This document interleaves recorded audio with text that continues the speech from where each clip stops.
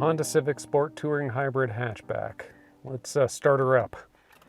This is going to be a quick interior review of most of the features I've found since I've had the car.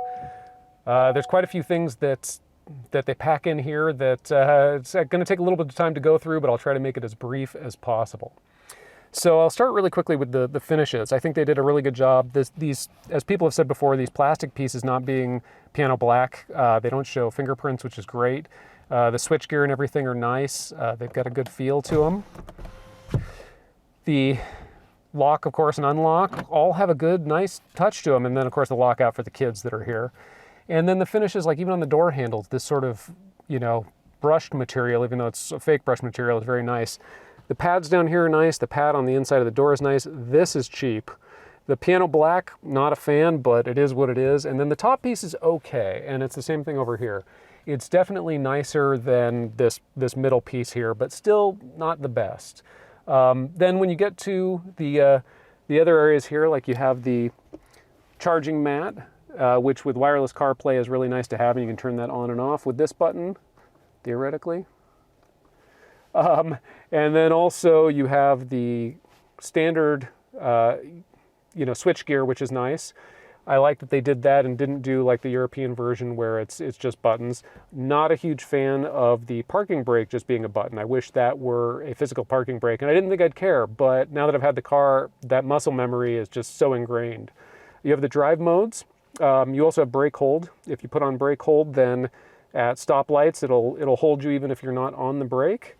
And I'll explain the drive modes in a little bit, but those are nice. The cup holders, it even holds this blasphemous cup there, and it fits anything, pretty large. It'll even fit Stanley. Won't fit a Kevin, but it'll fit a Stanley. It has these little things to hold in the drink. I will say it is not great for something that's a little bigger like this, because it does kind of move around, but for stuff that's lower lying, it's great. Then you get to these nicely knurled little switches here, and these are fantastic. Everyone talks about them because they are very, very nice to the touch. You got your hazards, you got the clicky little vents, which is nice, and then you have your heated seats here. The one drawback I will say from the driver's standpoint is you cannot easily see the heated seat when you are in this position. You kind of have to peer around. Same goes a little bit for the start button, which, that's just maybe partly the tilt or my height, but I was a little surprised. This, I think most people are not going to be able to see the heated seat. It's just not in a great position. However, it is very easy to see for the passenger one. The sync and unsync, you can set, this is dual climate. I don't think it's really needed in a car this size, but it's nice. You have your AC, the defrosters, your different modes, and your recirculate. All this stuff is really nice to touch, and that's a huge thing. I think Honda did a great job with that. Also, really nice steering wheel, leather trimmed or faux leather trimmed. You got that brush material here again. This does reflect a little bit, but not the end of the world. And then you have all the stuff in the Binnacle here, and I'll try to go over this really quickly. But there is a lot. So the right-hand side is where you're going to get most of your stuff. And I will say, there's a lot of things to switch between. This is the power flow meter, which will show whether you're on electric or gas or some combination of the two. You then have your average, your range, your fuel economy. I'm not getting the best fuel economy so far, and I'm not driving it that hard. This is lower than usual. I will say I'm averaging about 44 or 45 on most tanks. And, it's just not the 47 they suggest. But right now I'm a little over 41. So we'll see as it breaks in if that gets any better. It also has your trip meter, of course, your average speed, the time-elapsed driving. It also has a compass. I wouldn't need this most of the time, but it's nice, I guess, if you're out in the wilderness in a economy sedan, but, it's there. The driver safety thing, I have this turned off. I just don't need that level of big brother in my life to pay attention to whether or not I'm paying attention, because I'm already paying attention. Then you have who's buckled in. I am not. No one else is in the car, but it shows all of those. You have the oil life and the safety support. And the safety support, so I've done a little bit with this. I will say there's one thing I don't like, and if you hit this button, if you click it in, that brings up the safety support, and I have turned off road departure mitigation. and you click it again but to turn it back on. And the reason I have that off is I will say it's fairly aggressive, and it'll shake you and try to put you back into the lane, which is fine, except for if someone is venturing into your lane a little bit. And in California, people don't drive all that well and frequently do. If they start to venture into your lane, it will shake you and push you back towards them if you try to avoid them a little bit by going over the line to the right. So that's why I've turned that off. Other people might not run into that. Blind spot I've left on. Low speed braking, of course, I've left on. Parking sensors I've left on. The mitigation braking system, this has not come into play at all for me, so it's not super sensitive, which is great.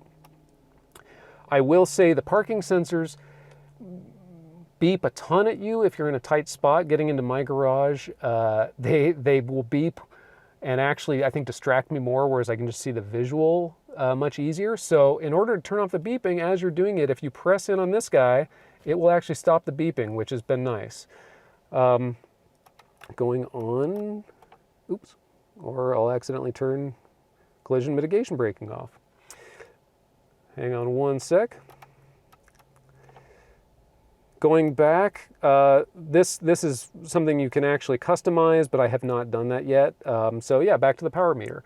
And then on the left-hand side will show what you're playing on Spotify, if you're using CarPlay, or the FM radio, or whatever you have playing music-wise, which is nice. The other thing that's nice is if you're using the built-in Google Maps on this trim, it will show you turn-by-turn navigation. The thing that is not nice is it will not do that with CarPlay, and I think they do that ultimately to basically, make people want to up the subscription when it runs out. And I forget if the subscription's 2 years or 3 years for Google, but either way, I wish CarPlay would show turn-by-turn navigation on that side, but it's not the end of the world that it doesn't. The other thing I'll show you is the turn stalks. I have this set right now to auto headlights. You have all the usual ones, but the auto's been fine so far. On this side, you have a way to rotate this and use the rear wiper, which is nice on this car. The Acura Integra does not have that as far as I know. And then also, kind of the fun thing is if you pull it back to wash your front windows, the fluid actually comes directly out of the windshield wipers, which is nice because it doesn't seem to spray stuff quite as much. It doesn't get other cars.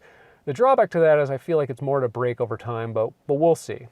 Over on this side, you have the dimming for the main Binnacle, but most of the time I've kept it pretty bright. It's not too bad at night, and then you have traction control that you can turn off. But honestly, in this car, who's going to do that? I will say it's missing a third pedal down here, but it's a hybrid, so what do you expect?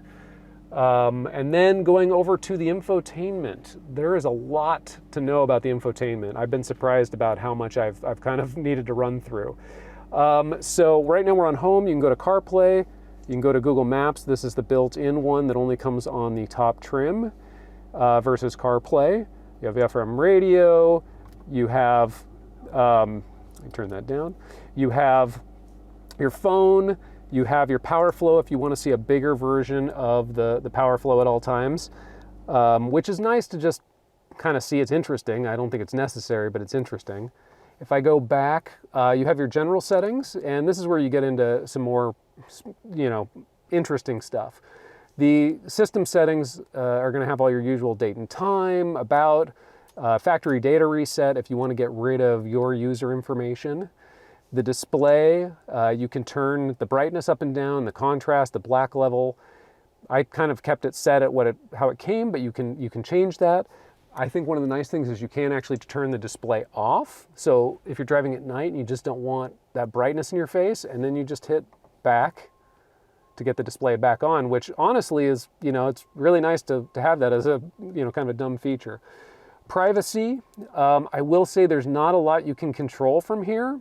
One of the things that I find very disconcerting that I found out is in order to completely stop Honda from sharing your private data, you have to do it from the Honda Link app. And if you do that from the Honda Link app, it then actually disables a number of features through the Honda Link app. And I'm not paying for the subscription version because there's just not enough features to do that. Most of the stuff you can do other ways anyway, like remote starting the car. So I don't know. Hopefully Honda got caught sharing Type R user data with insurance companies, so hopefully they've learned their lesson and stopped doing that, but we'll see. You can also mess with the sound volume. You know, this'll do the system sound, voice recognition, the phone calls. You can adjust this all individually, which is really nice in case you want to, you know, make your phone calls more clear, the navigation voice more clear. So that's a nice feature. Going back, you have obviously the camera, the voice control. There's not too much in advanced settings that you really are going to need to get into. It's stuff like network. Again, privacy, you can't do a lot of the stuff from here that I would hope you'd be able to. Going back, getting out of general settings, the other really good section that you're going to want to do some stuff in is vehicle settings. And when you get to vehicle settings, there's the keyless access setup. This is a really, you know, usable area in that the door lock unlock mode comes defaulted to just open the driver's side, which is fine, but it's nice to be able to do all doors. And once you set it to all doors, the passenger side and the rear doors also unlock when you put your hand in the door handle on the driver's side. The keyless access light flash, I've kept that on. I did turn off the keyless access beep.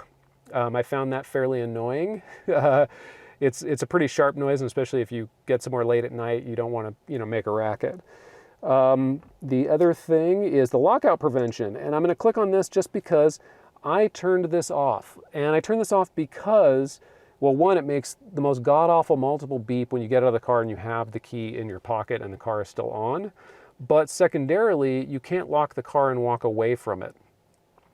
So when I have my dog in the car, if I want to keep the air on and still go in somewhere really quick, I couldn't do that and lock the doors. So by turning this off, it allows you to actually lock the doors and walk away. Going back, the lighting setup, you know, you can set interior lighting to, you know, basically how long it stays on. It came defaulted to 30 seconds. I took it to 15. The headlight one was default to 15 seconds. But it's nice to be able to control all these, you know, little features and auto high beam, which I turned off the auto high beam. It's a nice feature, but I turned it off just because I feel like I always stress about accidentally brighting people. So by turning that off, you know, I don't have to worry about that. I don't go like, oh my God, you know, my high beam's going to go down before this person goes by me on a dark night. So most people probably will leave that on, but it bugged me. The door setup. You can do auto walk-away lock, which I've kept on. There's also a number of other, you know, features in here that you may or may not use. Keyless lock answer back, walk-away auto lock, lock presenting. Most of this I haven't touched. Let me see. The climate control setup, I kept that as is. It's pretty good as it is. It's pretty standard. The individual settings. Now this is where I did mess with this just because the Sport Touring trim is one of the few trims that comes with an individual mode. The other ones don't, which they all should. It's just a programming thing. I don't know why they didn't do it. So I kept the powertrain to normal just because otherwise in Sport, the pedal's a little touchier. The steering I changed to Sport because I find the steering in this car to be slightly light. And if you change it to Sport, it weights it up a little bit and it feels a little more natural to me. Other people might, you know, find it just completely fine in normal. Engine sound, I don't need, you know, all the extra goofy piped in fake engine sound or fake shifting. You know, this powertrain doesn't need to shift. It's fine that it does that, but I left it, you know, on just normal. And then the gauge to Sport, just because, I don't know, I just left it that way. It's kind of funny. It says it goes red in Sport, but it's the slightest change. Like if you didn't tell me it did it, I wouldn't have noticed. And I'm a pretty attentive person. So honestly, like, I don't think most people are going to notice that. But so yeah, that was the individual settings. And then quickly, since we're on drive modes, in the drive mode section down here, so it goes to normal, but if you click up, it goes to Sport. It has a nice graphic. And that does all the things I just said, different engine sound, weights up the steering wheel, touchier accelerator pedal. Then of course individual mode with another nice fun graphic. And if you toggle all the way back down, it goes into Eco. And honestly, even in Eco, it's fine to drive. It doesn't feel like you're losing much, but I keep it most of the time in individual just because, you know, it's kind of the best combination of the things I like. Really quickly going on to the center console. It's a nice big deep area. You could probably house a family of woodland creatures in here if you wanted to. It has this tray that comes in and out. You can move it to the back. And a lot of people have pointed out on the bottom side it has a little, probably can't see that too easily, but it has a little Honda Easter egg from the original Civic. It's fun that they did that. It's better than the Prius Easter eggs in my opinion. Then you also have an auto dimming mirror, which is a nice feature. You have these nice LED lights here. The one drawback to these lights is I think the color temp is pretty terrible. Like personally, I wish they were warmer. You also have the sunglasses holder in this trim. It should be in every trim. I don't know why they didn't do that. I like that they rubberized the back here, but they did not rubberize the sills, and it is causing a little bit of rattling over certain bumps, just kind of the plastic on plastic. I probably will put some felt in there to help that. And then you have one-touch moonroof, and this comes on both the Sport and Sport Touring. That's a nice feature, and one-touch back. And then it has a tilt if you just punch it, and then you can put it back just by doing the one tilt again. So that's also a nice feature, and I will say, you know, the materials here, I don't like that this is piano black, but everything else, like this venting, all feels good. I know people have worried about keeping it clean. So far it's been fine. A little, you know, duster takes care of that. But overall it's really good. And the other thing I'll say is they did put a piece of plastic between the Binnacle and you, and I haven't run into this too much with other cars, but at certain times of day, certain angles, you do catch a little glare from that. And it's not the end of the world, but it's just enough to kind of be annoying. So I'm a little surprised by that. I will say the steering, I will say the screen, the main screen, even though you're getting a little bit of glare right now, in person it really does not have much glare. And I will say that was one of the main things for me between the Sport and the Sport Touring. The Sport Touring had a screen that was a little more matte and larger, of course, but I care less about it being larger. I do care about it being matte. Being matte definitely helps. So it's a nice screen overall, and I think that was a deciding factor for me, is that I could see it a little better. Also the seats are this nice, you know, sort of faux leather. They're perforated. They are not ventilated, but they're perforated. And then the rear seats, which are, you know, they're rear seats. There's plenty of room back there, which is nice. Also has the dynamic sound compensation, which is a great feature. So basically what this does is, right now I have it on mid, but when you can come to say a stoplight, it'll lower the sound when the car stops running. Now in a hybrid that doesn't have a lot of engine noise, it's not as big a deal. In a gas engine car, it is really nice to be able to have that turn up as you drive. Low, I didn't notice it very much. Mid seems to be about right, and high is fine, but again, that'll come down to the particular user. Also over here on the left-hand side, you can scroll between Android Auto, CarPlay, Alexa, custom display, phone, FM, AM. So it's nice when you're driving to be able to use that to especially make a phone call. I don't use Alexa. I don't really use, you know, Google Voice, but if you do, you know, it could be helpful. But that's, again, a nice function. So all in all, I think that covers pretty much everything on the interior at this point. I know there's a ton of other things that I'll probably learn along the way, and I'll try to pass those things along to you and maybe do another video once I'm even more familiarized with the car. But thanks for watching. I appreciate it. I hope you guys found this information interesting. And once again, I'm John. This is the Post Haste, and I'll see you next time.